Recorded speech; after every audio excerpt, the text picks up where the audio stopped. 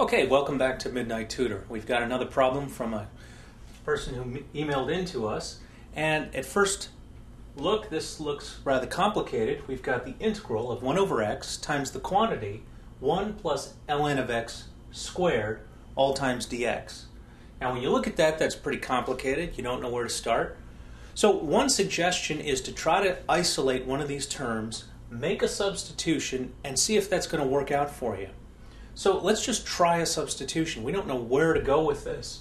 We don't recognize anything. Maybe integration by parts doesn't immediately jump out at you or anything like that. So let's try a substitution, see where it leads.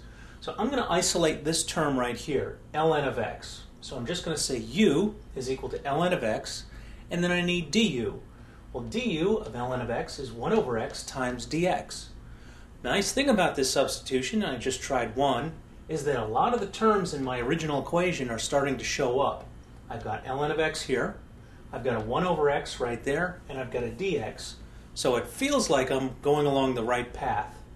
Now I put in these substituted terms into my original equation, so I group the 1 over x and dx together, and I can call that just du.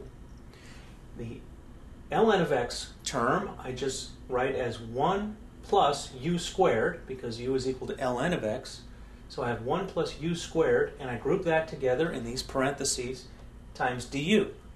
Well, now my equation's starting to look pretty familiar, and I can go ahead and integrate this. This is a simple polynomial. It's u squared plus 1 times du. And I can go ahead and say, well, that's u plus u cubed over 3 plus some integration constant, c. Now it's an indefinite integral, so I won't be able to evaluate c, so I'll just leave it as an unknown constant. But the last step I need to do is I need to undo my substitution from the original portion of the problem. So I'll take wherever I see a u and I'll replace it with ln of x. So I have u here, ln of x, another u, ln of x cubed divided by 3, and I carry my constant along. And this is the answer to the integral of that equation. So I hope that helps.